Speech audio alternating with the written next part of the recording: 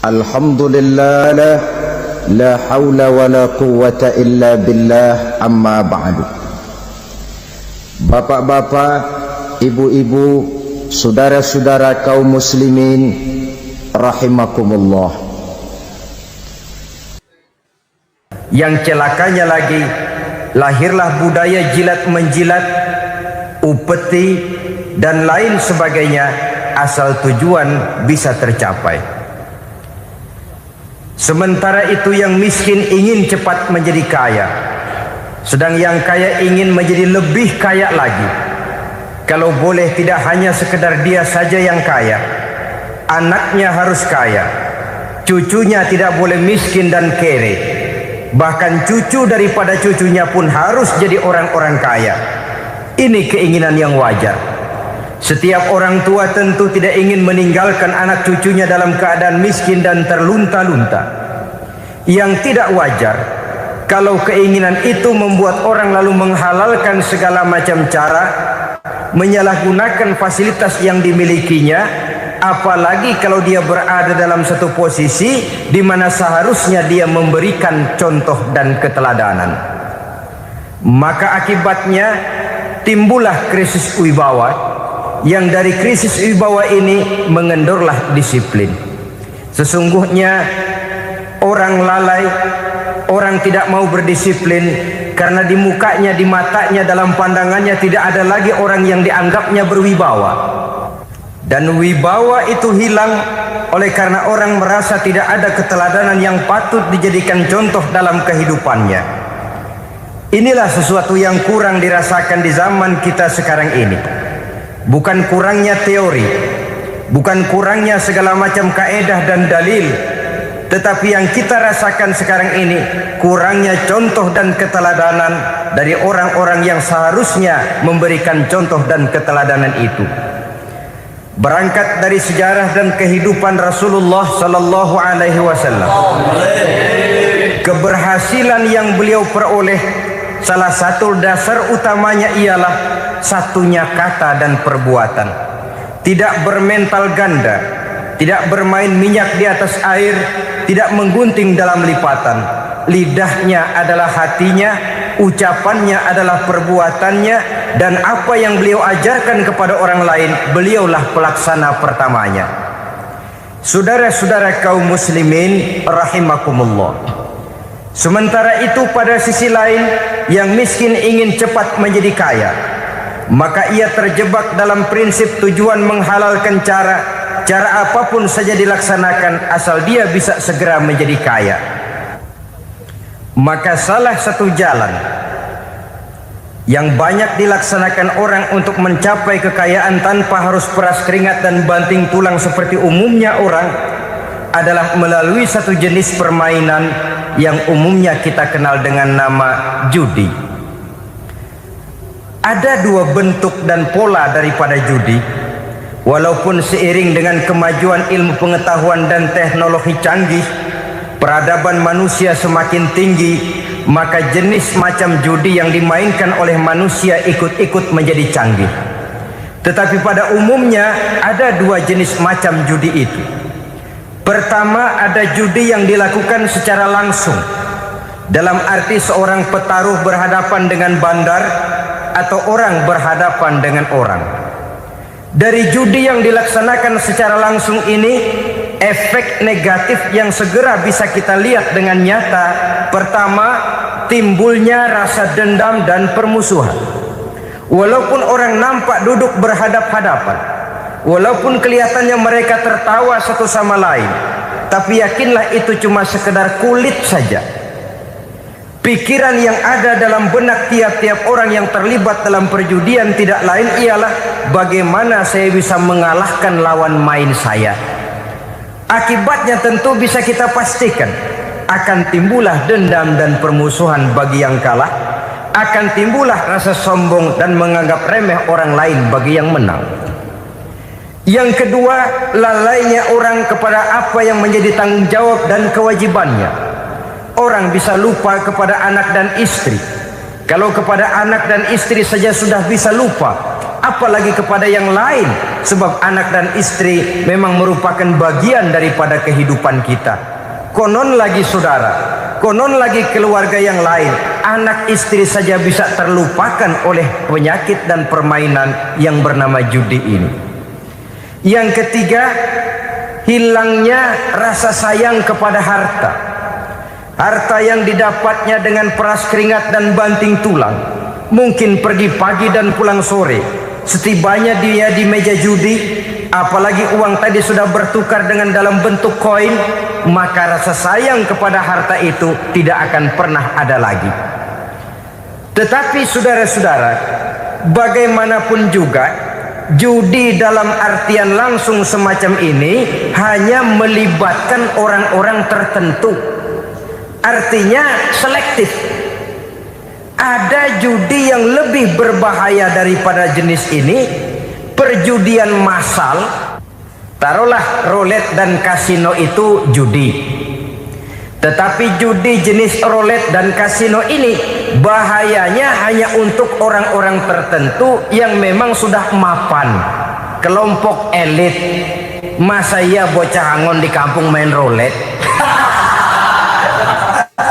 Apa ia yang tinggal di pinggir kali kenal kasino? Ya entahlah kalau kasino Prambos ya. Dari judi massal semacam ini lahirlah penyakit yang dinamakan tulul amal. Tulul amal, orang yang terlalu panjang angan-angan. Bukan tidak boleh orang bercita-cita, sebab cita-cita itu perlu. Katanya manusia tidak makan masih bisa hidup 1 bulan lebih. Manusia tidak minum masih bisa hidup 3 hari lebih. Tapi manusia tidak punya cita-cita 1 jam pun dia tidak akan bisa hidup.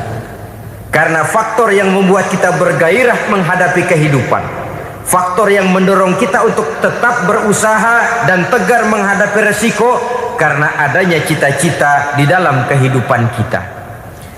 Tetapi cita-cita tanpa direalisir dengan usaha, cita-cita yang tidak berangkat dari kemampuan yang ada, pada akhirnya hanya akan merupakan cita-cita yang mengawang, tidak akan terwujud dalam kenyataan, dan akan membentuk manusia menjadi orang yang tulul amal, panjang angan-angan, terlalu muluk keinginan, tidak berangkat dari kemampuan dan kesanggupan yang ada pada dirinya sendiri.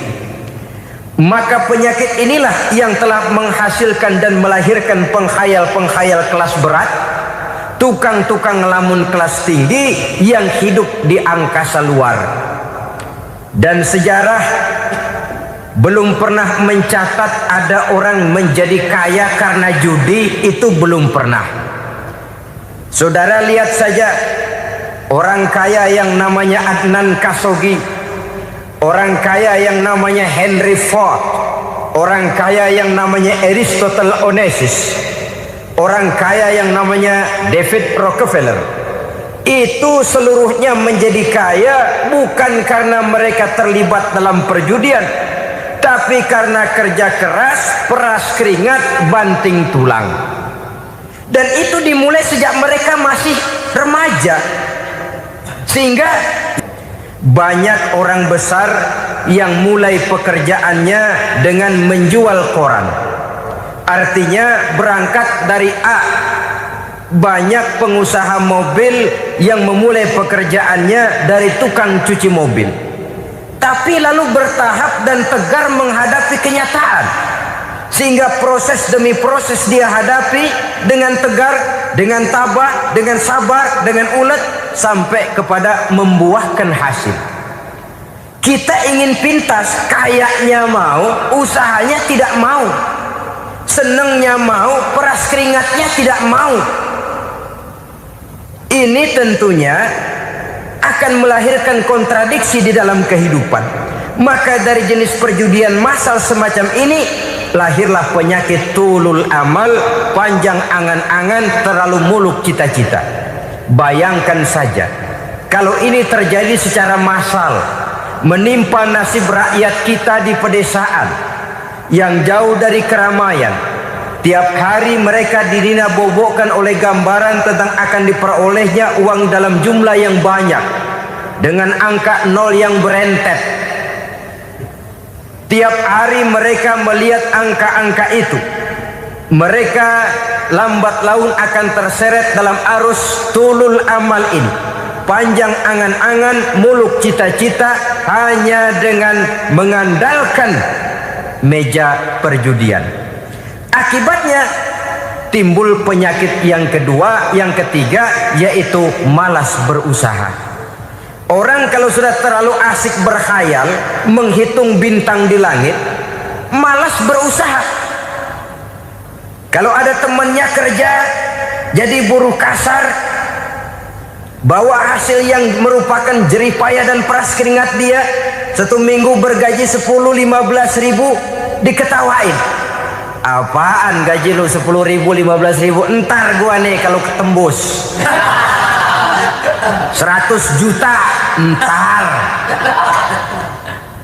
Yang 10 ribu dan 15 ribu keringat orang itu dihina, itu dicela, tetapi dia selalu menghitung, entar nih gua, entarnya wallahu a'lam.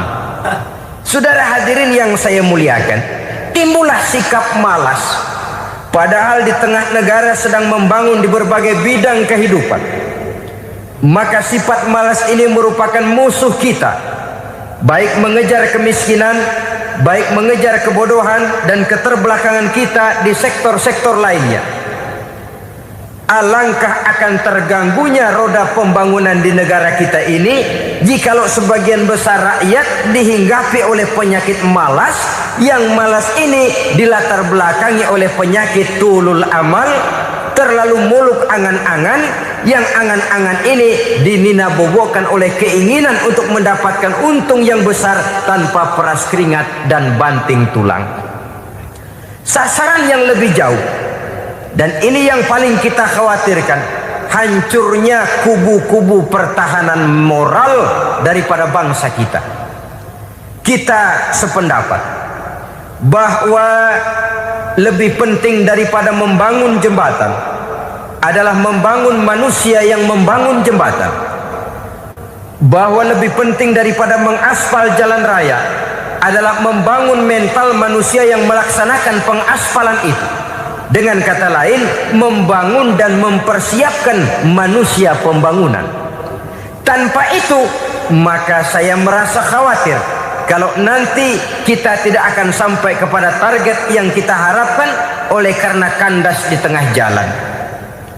Saudara-saudara kaum muslimin rahimakumullah, Islam sebagai agama yang mengajarkan manusia untuk berusaha dan mengeluarkan segala kemampuan untuk melaksanakan segala usahanya itu, sangat membenci sifat malas, sangat membenci sifat tulul amal atau panjang angan-angan. Dan oleh karena judi melahirkan dua sifat itu, Islam sangat menganjurkan pengikutnya untuk menjauhi segala macam jenis perjudian, baik yang terang-terangan maupun yang dilakukan secara samar-samar, tidak ketara, judi canggih sesuai dengan canggihnya teknologi daripada manusia itu sendiri. Ini adalah penyakit yang meracuni masyarakat manusia dari sejak berpribadi, bertetangga, berumah tangga, sampai kepada berbangsa dan bernegara. Dan kasus-kasus yang timbul sudah cukup banyak, yang tidak mungkin lagi kita katakan hanya sekedar bersifat kasuistis, bersifat kasus-kasus kecil saja. Sebelum riaknya naik ke permukaan, marilah kita membuat benteng untuk masing-masing pribadi muslim memelihara dan menjaga diri jangan terseret dalam permainan yang bernama judi, apapun bentuknya, bagaimanapun cara dan ragamnya. Karena jelas bahayanya lebih besar daripada manfaatnya. Taruhlah kita barangkali kemarin-marin hanyut dalam arus perjudian, tetapi hendaknya kita bisa mengambil pelajaran bahwa seorang mukmin adalah seorang yang apabila dia melakukan kesalahan, dia segera sadar, dijadikannya pelajaran untuk tidak diulanginya lagi pada masa-masa yang akan datang. Dengan sikap semacam itu, kita tidak lagi akan mengulangi kesalahan-kesalahan lama dan grafik kehidupan kita dari hari ke hari akan makin menunjukkan hal-hal yang baik dan positif adanya. Saudara-saudara kaum muslimin rahimakumullah, kalau ABRI masuk desa, rakyat beruntung. Kalau jaksa masuk desa, rakyat bahagia. Kalau koran masuk desa, rakyat ikut jadi cerdas. Tapi kalau judi masuk desa, rakyat kiamat. Pembangunan akan terbengkalai, roda perekonomian akan lesu. Karena mestinya orang membelanjakan uang untuk sesuatu yang dia perlukan, akhirnya dia belanjakan untuk sesuatu yang dia tidak perlukan, karena gambaran khayalan akan mendapat keuntungan yang jauh lebih besar lagi. Padahal istilah orang-orang tua kita dulu, lebih baik makan singkong betulan daripada makan roti ngimpi. Artinya uang yang 1.000-2.000 rupiah itu lebih baik dibelikan beras, dimasak, makan bersama anak dan istri, terasa nikmat dan halalnya, ketimbang beli kertas lalu ngelamun, menghayal, menghitung yang bukan-bukan. Itu kertas dibolak madep ulon, dibolak madep mudik, diputar sana, diputar sini, akhirnya palanya ikut muter. Kira-kira apa yang cocok? Masih belum puas kertas dilihat, orang gila ditanyain. Sudah tahu waras, orang gila yang ditanya. Masih belum puas nanya orang gila, tidur di kuburan. Allahu Akbar. Padahal di rumahnya tempat tidurnya empuk, anget, nggak ada nyamuk. Kuburan, tidur di kuburan. Dampak-dampak negatif yang semacam ini pada gilirannya mau atau tidak mau akan menyeberang kepada garis akidah, membahayakan dan mengancam nilai-nilai tauhid yang kita miliki. Sudah kertas dibolak-balik, tidak puas, orang gila ditanya. Orang gila ditanya belum maram, tidur di kuburan. Barangkali ada bisikan. Saudara hadirin yang saya muliakan, memang walaupun wahyu sudah berhenti, tapi Allah masih memberikan ilham kepada hamba-hambanya yang dikehendakinya. Tetapi ilham itu bentuknya positif. Kalau saudara pagi-pagi berniat, tahu-tahu datang pikiran nanti malam mau ngaji, itu namanya ilham. Kalau saudara sedang merenung, tahu-tahu datang pikiran, saya mau sedekah, itu namanya ilham, bentuknya positif. Tapi kalau ngelamun, tahu-tahu datang pikiran nomor sekian sekian sekian pasang, itu bukan ilham, itu belis. Saudara hadirin yang saya muliakan, tidak puas tidur di kuburan, cari yang lebih paten lagi, dukun ditanya. Nah, saya ingin menuduhkan persoalan. Apa tidak boleh orang ziarah kubur? Apa tidak boleh orang pergi ke dukun? Ini dalam kaitannya dengan judi, karena ini penyakit yang sudah merajalela, mewabah di kalangan masyarakat kita di lapisan yang bawah ini. Saudara hadirin yang saya muliakan, ziarah kubur bukan saja boleh, malah dianjurkan oleh Nabi. Tetapi ziarah kubur yang dianjurkan oleh Nabi itu dengan tujuan pertama, agar orang ingat kepada mati. Kafa bil mauti wa'izah, kata Nabi. Cukup dengan mengingat mati menjadi pelajaran bagi kamu semua. Maka etikanya diajarkan, kalau saudara ziarah kubur, sampai di depan pintu kubur itu kan, Assalamualaikum ya ahlal kubur wa inna insyaallahu bikum lahikun. Kami satu saat insya Allah pasti akan menyusul kamu. Kalau kamu sekarang berbaring di sini, satu saat kami akan berbaring di sini. Ziarah kubur mengingatkan orang kepada mati. Orang yang ingat kepada mati, gaya hidupnya lain dengan orang yang tidak ingat mati. Nah, orang kalau nggak ingat mati, gaya hidupnya nggak terkontrol. Kalau dia berkuasa, Fir'aun. Itu nggak ingat mati. Kalau dia kaya, Korun. Sudah gambarannya nggak merupakan gambaran-gambaran yang baik. Orang yang ingat mati, dia berkuasa, dia berlaku adil. Satu saat saya akan mati dan ini akan dimintakan pertanggungan jawab. Orang kaya ingat mati, dia akan jadi pemurah. Kenapa? Kalau saya diberikan ilmu, pertanyaan akhirat cuma satu, ilmumu kau amalkan untuk apa? Kalau saya diberikan umur panjang, pertanyaan akhirat cuma satu, umurmu kau habiskan di mana? Tapi jikalau saya diberikan harta, pertanyaan akhirat ada dua, hartamu kau dapat dari mana, kau belanjakan kemana? Depannya ditanya, belakangnya ditanya, dapat dari mana, dibelanjain kemana? Sebab dua-duanya berkaitan dengan kegiatan. Kadang-kadang dapatnya dari jalan yang baik, tapi keluarnya ke tempat yang tidak baik, itu pun tidak betul. Atau dapatnya dari yang tidak baik, tapi dibelanjakan untuk yang baik, itu pun tidak bisa diterima. Oleh karenanya, dengan mengingat mati, gaya hidup seseorang jadi terkontrol karenanya. Yang kedua, dianjurkan kita untuk berziarah kubur itu mendoakan orang-orang yang sudah meninggal. Mal mayyitu fi qabrihi illa kal gharikil mutaghawis, kata Nabi. Orang yang sudah meninggal itu di alam barzakhnya adalah seperti orang yang tenggelam di lautan, menunggu doa dari keluarganya yang masih hidup. Apakah itu anaknya, kemenakannya, cucunya, dan lain sebagainya.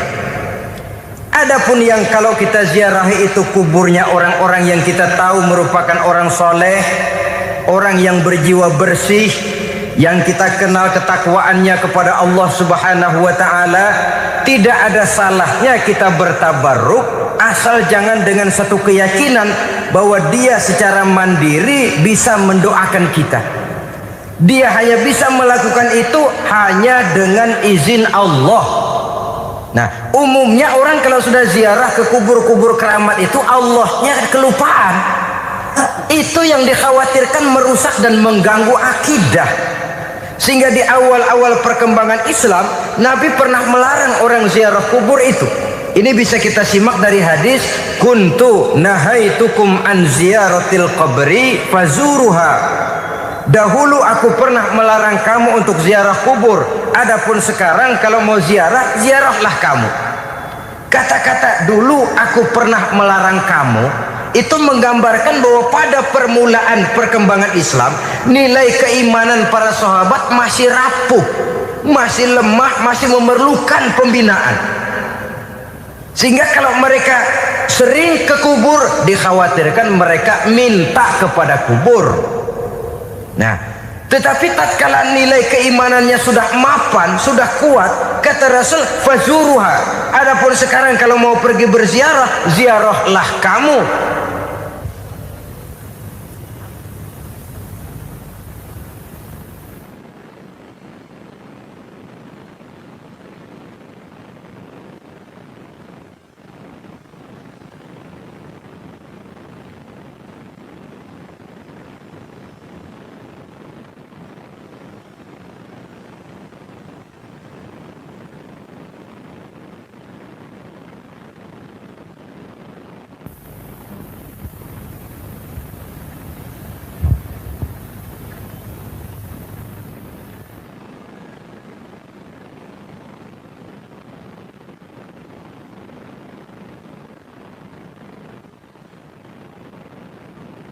Saudara hadirin yang saya muliakan, jadi jangan melupakan Allah.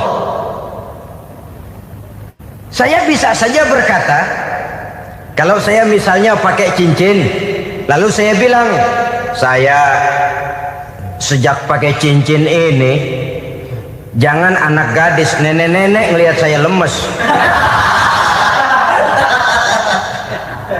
Atau sejak pakai cincin ini dagangan laris bener.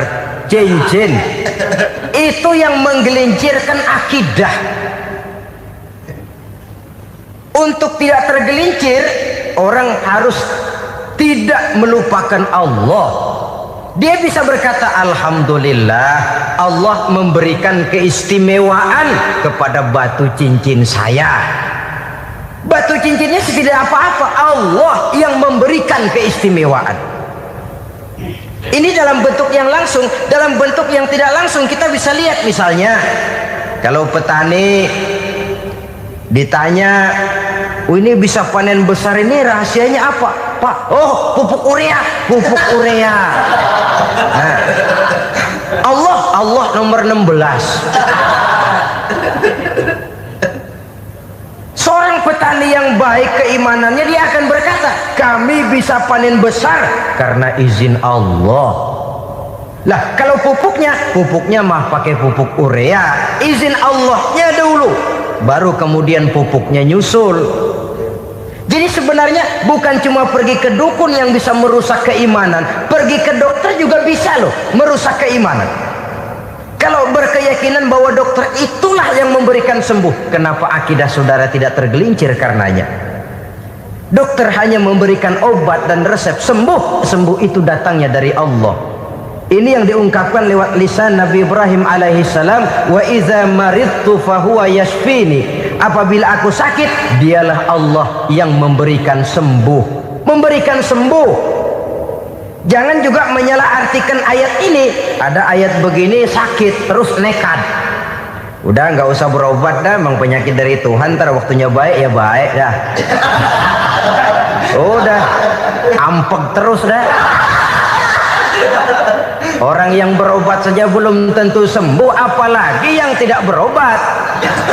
Sama juga orang nggak sembahyang kita ajakin ngotot, lu juga yang sembahyang belum tentu masuk surga katanya. Lah yang sembahyang belum tentu masuk surga, bagaimana cengoran lu yang nggak sembahyang?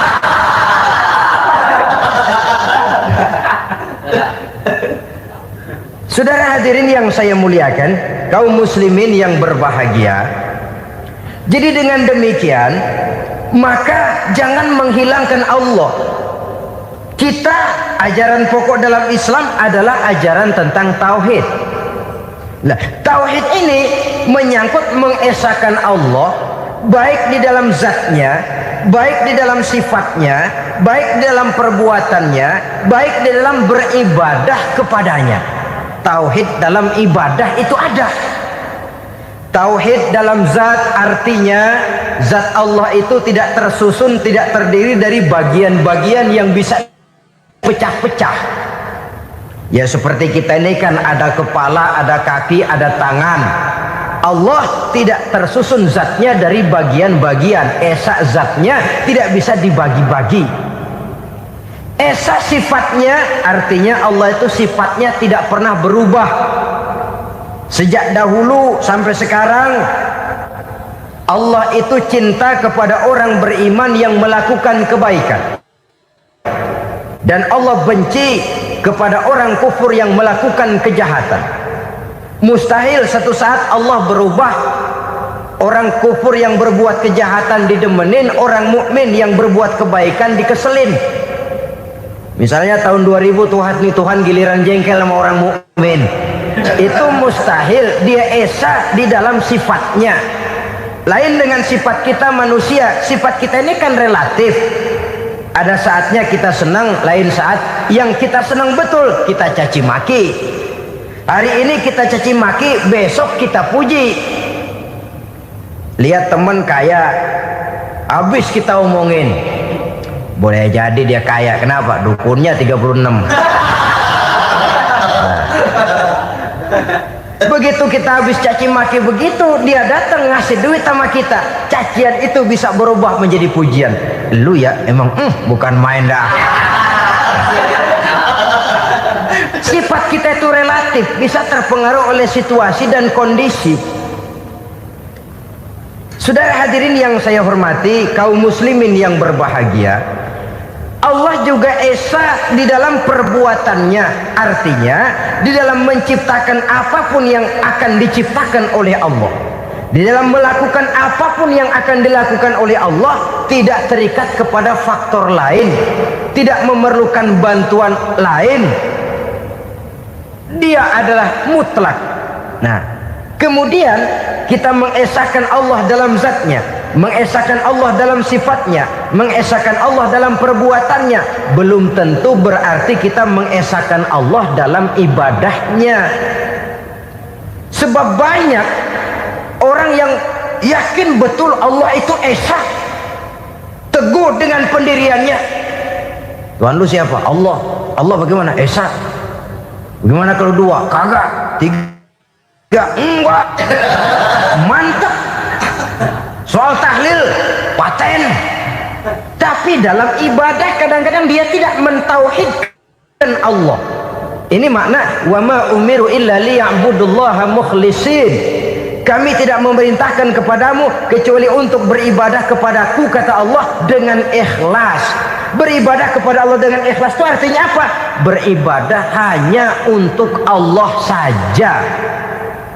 Nah, kalau hanya untuk Allah saja, lalu kita minta berdoa di depan kuburan orang yang soleh, apa syirik? Tidak syirik.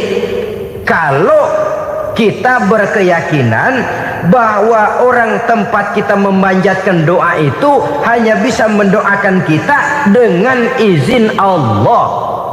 Dia sendiri tidak punya kekuasaan apa-apa. Tanpa izin Allah dia tidak bisa berbuat apa-apa. Itu tidak menyebabkan orang menjadi syirik.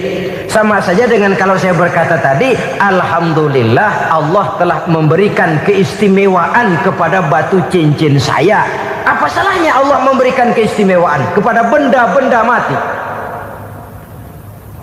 Allah memberikan keistimewaan kepada Hajar Aswad, benda mati. Allah memberikan keistimewaan kepada Masjidil Haram, benda mati. Allah memberikan keistimewaan kepada Ka'bah, benda mati. Orang tawaf keliling Ka'bah, sembahyang di Masjidil Haram, sujud menghadap kepada Ka'bah, apakah jadi syirik? Tidak, kita tidak menyembah Ka'bahnya, kita menyembah yang punya Ka'bah itu. Nah, di sini kita lihat bahwa fungsi Ka'bah hanya merupakan wasilah. Tapi kalau Allahnya kita hilangkan, jadilah kita penyembah batu. Hanya saja batu itu berbentuk 4 bernama Ka'bah. Sa'i, orang yang melaksanakan haji, lari-lari antara Safa dan Marwah, amalan apa itu? Seakan-akan kita menghormati bukit-bukit, gunung-gunung. Tapi bukan itu yang kita tuju dalam pelaksanaan sa'i itu. Yang kita tuju adalah ini perintah Allah. Allahnya yang diutamakan. Maka hal semacam ini tidak menyebabkan orang menjadi syirik dan tergelincir dari tauhid. Tapi kalau ziarah kubur dengan niat cari buntutan, nomor yang cocok, ini niatnya saja sudah salah. Nah, kalau berangkat dengan niat yang salah, sampai di sana saya yakin, seyakin-yakinnya amalannya pasti salah. Lah, kubur yang diziarahin bukan kubur orang soleh. Ya mana ada orang soleh ngasih kode buntut. Ada juga orang salah. Orang soleh itu kadang-kadang dia nggak tahu kuburan siapa, nongkrong aja di situ. Memang sulit, saudara-saudara. Mental ya, namanya mental. Kalau memang mental sudah mental judi, apa saja bisa dijudiin. Jadi orang nggak perlu sebenarnya pemerintah terlalu gini, nggak usah. Kembali saja kepada mental. Kalau mental memang sudah mental judi, apaan aja bisa dijudiin. Pulang tengah malam nabrak babi, aha, babi yang keluar nih.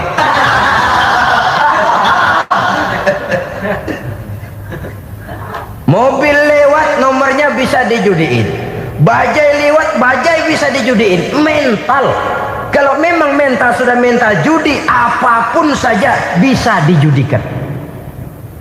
Saudara hadirin yang saya muliakan, lalu bagaimana dengan dukun? Ya, saudara hadirin, pergi ke dukun hakikatnya sama dengan pergi ke dokter. Orang berusaha melaksanakan yang namanya syariat, hakikatnya kembalikan kepada Allah. Syariatnya kita laksanakan. Tetapi, nah ini tetapi, yang pertama saudara harus tahu betul dukunnya itu bayang apa enggak, agamanya kuat apa enggak, Sebab ya tentu tidak ada dukun yang jelek, karena pada umumnya penyakit dukun itu kan nyohor, iklan lewat koleha-kolehanya. Kita bisul kecil datang, kita dukun, ini si kecil kemarin bisul kayak kelapa 5 menit baik. 5 menit padahal kemarin kagak ada yang datang. Diolah sedemikian rupa supaya orang mantap. Jadi jangan asal sembarangan. Kadang-kadang lihat potongan dukunnya aja kita ngeri. Mukanya sudah klemot, nggak pernah tersentuh air wudhu. Jangankan air wudhu, mandi aja jarang. Yang kayak begini yang dipegang mati-matian, yang dipercayai habis-habisan, akan kita kemanakan tauhid kita ini? Apalagi kalau perginya sudah dengan niat mencari nomor yang jitu. Itu saya katakan lagi tadi, berangkat saja sudah dengan niat yang salah. Orang berusaha silahkan. Sama juga kita ke dokter. Oleh dokter kan setelah diperiksa penyakit kita, lalu dianalisa, oh ini penyakitnya ini, kemudian diberikan obat. Lah obat itu kan tentu ada aturan minumnya tuh. Yang kapsul ini sehari 3 kali, yang tablet ini sehari 2 kali. Kalau kita minumnya kelebihan, overdosis namanya. Saking pengen cepet baik, sekali minum 10 tablet. Ya memang nggak sakit-sakit lagi, tapi nggak hidup sudah. Habis. Kita pun dalam melaksanakan amalan hidup beragama begitu. Sudah datang kepada kiai, orang-orang soleh, meminta amalan, wiridan, itu jangan sampai overdosis. Tidak sesuai dengan kemampuan pribadi. Wong masih SD sudah minta matematika kelas SMP, celeng. Baru SMP sudah minta diajarkan filsafat kelas perguruan tinggi, semaput. Kenapa? Daya tampungnya nggak kuat. Emang ukuran secangkir, minta disiin seember, ya luber.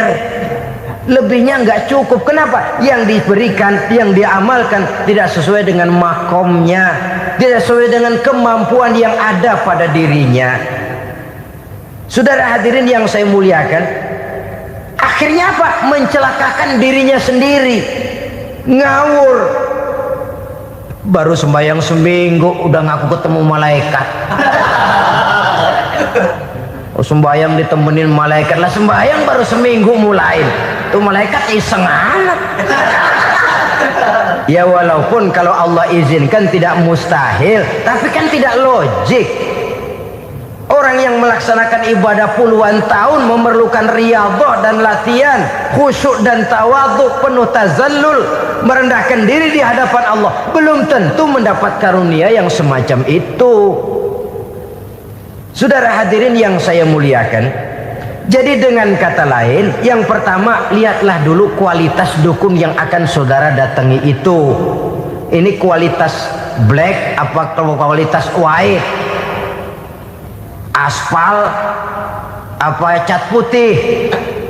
Sehingga jangan sampai kita salah pilih. Sebab biasanya orang kalau sudah hanyut di kali, rumput pun dia pegangin.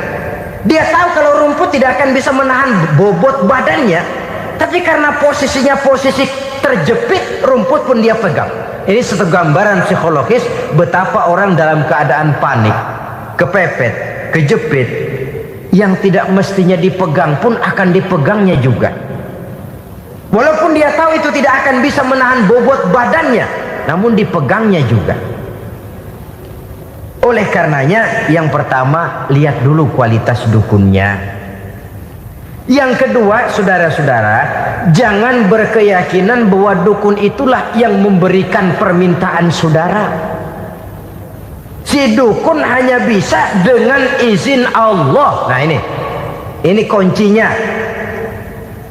Kalau izin Allahnya dihilangkan, dan ini yang jarang. Biasanya kalau kita diajak ke dukun, di sono aja paten banget, abah ano, abah ini, abah ano. abah-abah. Lah, lalu pikiran kita kan terfokus.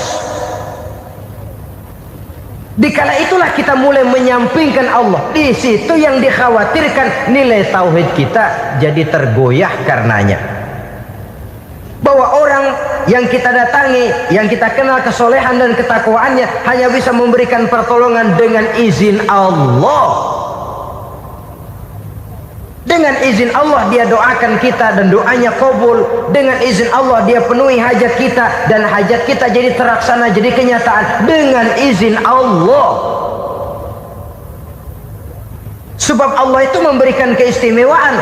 Ada waktu istimewa, ada tempat istimewa, ada jam istimewa. Kenapa sih sedekah hari Jumat dengan sedekah hari Kamis pahalanya kok lebih besar hari Jumat? Karena itu waktu istimewa. Kenapa untuk sembahyang sunnah dianjurkan sepertiga malam yang terakhir? Karena itu waktu istimewa. Kenapa doa di Multazam, di dekat Hajar Aswad, di Hijr Ismail, di Raudhah dikabulkan Allah? Karena itu tempat istimewa. Memang kadang-kadang ada orang berkata, kalau mau berdoa kenapa mesti di kuburan wali? Di rumah juga berdoa, Tuhan dengar. Betul, Tuhan dengar, bahkan tidak berdoa pun Allah tahu isi hati kita. Tapi soal dikabulkan atau tidak, itu hak Allah. Dan Allah memberikan fasilitas kepada tempat-tempat tertentu dan istimewa. Dan itu diajarkan oleh Nabi.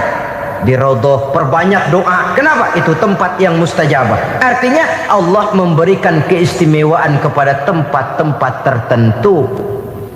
Dalam konteksnya dengan ini, makom para aulia, para wali, para ulama soleh, tidak ada salahnya kita berdoa di sana, bertawassul, bukan meminta kepada si kiai, bukan meminta kepada si ulama, bukan meminta kepada si wali, meminta kepada Allah melalui tempat yang orangnya kita yakin dekat dengan Allah. Walaupun Allah tidak memerlukan perantara, itu jelas. Allah tidak memerlukan calo, memang, tapi Allah menyediakan waktu dan tempat-tempat istimewa. Itu harus kita manfaatkan untuk mendekatkan diri dan berdoa kepadanya. Saudara-saudara kaum muslimin rahimakumullah, saya kembali dalam konteksnya dengan dukun yang akhir-akhir ini jadi populer karena merajalelanya judi sampai kepada desa-desa, pedesaan-pedesaan terpencil, yang akibatnya menjauhkan orang dari nilai tauhid. Padahal benar kalau orang berkata kadzabal munajjimun walau sodaku, tukang-tukang ramal itu bohong walaupun benar. Kalaupun betul, kebetulan. Itu maksudnya bohong walaupun betul, betulnya betul kebetulan. Maka para remaja itu biasanya gemar kepada membaca bintang Anda minggu ini, kan begitu toh? Nah, apa Aries, apa Virgo, apa Leo dan sebagainya, dan itu memang menarik untuk dibaca. Rezeki sebelah kulon, asmara anget. Saudara hadirin, hal yang semacam ini boleh saja untuk dibaca, tapi tidak untuk diyakini kebenarannya. Boleh saja untuk dibaca, tapi tidak untuk diyakini kebenarannya. Karena meyakini kebenarannya sama saja dengan mendahului Allah. Dan itu bisa menggelincirkan nilai-nilai tauhid kita. Tauhid dalam ibadah saya katakan tadi, menyembah hanya kepada Allah, bermohon hanya kepada Allah dengan menggunakan fasilitas-fasilitas yang disediakan oleh Allah, baik berupa waktu maupun tempat-tempat tertentu dan orang-orang. Ya, kalau waktu dan tempat saja ada yang diberikan keistimewaan oleh Allah, padahal tempat itu benda mati, apalagi manusia yang merupakan makhluk hidup. Saudara hadirin yang saya muliakan, saudara-saudara kaum muslimin yang berbahagia, sehingga dengan demikian kita tetap menjaga nilai-nilai akidah. Dan dengan ini syariat kita laksanakan tanpa membuang hakikat. Sebab hakikat tanpa syariat itu kosong. Syariat tanpa hakikat juga tidak ada tujuan. Yang penting hati bersih, nggak sembahyang nggak apa-apa. Mana bisa begitu, Mas? Kalau memang hati bersih nggak usah sembahyang nggak apa-apa. Nabi Muhammad dulu berhenti dong sembahyang. Sebab beliau orang yang hatinya paling bersih. Nah, orang yang hatinya paling bersih saja sembahyang yang nggak berhenti, masa kita lalu mau berhenti? Yang penting kan kita bisa dekat dengan Allah melalui perasaan, banyak-banyak ingat. Apa itu sembahyang? Macam-macam. Itu hakikat saja tanpa syariat ya tidak bisa. Syariat saja tanpa hakikat juga gerak lahir yang tanpa roh namanya. Kita melakukan sholat tapi kita tidak tahu untuk apa kita sholat dan kenapa kita sholat dan siapa yang kita sembah di dalam kita sholat. Sehingga dengan demikian keduanya tidak bisa terpisahkan satu sama lain. Seperti halnya kulit dan isi. Barangkali pernah saya ingatkan, kulit penting, isi pun juga penting. Hakikat penting, syariat juga penting. Dan kita jangan salah mengartikan terjebak dalam ucapan-ucapan yang masih memerlukan penafsiran. Sehingga lalu kita cenderung mendiskreditkan dan menjelekkan para wali. Misalnya ada ucapannya Syekh Abdul Qadir Jailani yang berkata begini, barang siapa yang masuk ke rumahku lalu ia memakan makananku maka ia akan masuk surga. Ini kalau ucapan ini dipahami secara apa adanya ya jelas orang bisa tergelincir. Tapi kalau ditafsirkan secara betul, siapa yang masuk ke dalam rumahku? Di mana rumah Syekh Abdul Qadir? Di mana umumnya rumah para wali? Di masjid. Jadi siapa yang masuk ke dalam rumahku? Masjid. Lah kalau sudah di dalam masjid, makanannya apa? Getuk. Tentu saja tidak. Kalau sudah di masjid itu ya makanannya ya wirid, zikir, tahajud, baca Quran, paling kurang i'tikaf. Jadi siapa yang masuk ke masjid lalu dia sujud, wirid, zikir, ya jelas saja surga. Jangan membaca ucapan ini lantas rame-rame nyari bekas rumah Syekh Abdul Qadir. Rame-rame masuk ya rumah kecil. Saudara hadirin, kita terlalu terpaku kepada materi ucapan dan melupakan filsafat daripada ucapan itu sendiri. Dalam kondisi yang sedemikian sangat boleh jadi orang lalu tergelincir karenanya. Oleh karena itulah saudara-saudara, saya kembali kepada satu prinsip, bahwa sebenarnya dengan tidak perlu menyalahkan pihak-pihak lain, mari kita kembali kepada sikap mental kita sebagai muslim. Kalau mental memang sudah mental penjudi, apapun bisa dijudikan. Tapi kalau mental itu tidak ada, walaupun di kiri kanan dan depan belakang banyak dibuka tempat-tempat perjudian, saya yakin kita akan mampu menahan dan menjaga diri. Sikap mental inilah yang memerlukan pembinaan dari kita semua. Sehingga dengan demikian kita akan menjadi pribadi-pribadi yang bisa bertahan dari segala gempuran-gempuran yang datang dari luar karena adanya prinsip ketahanan mental itu tadi.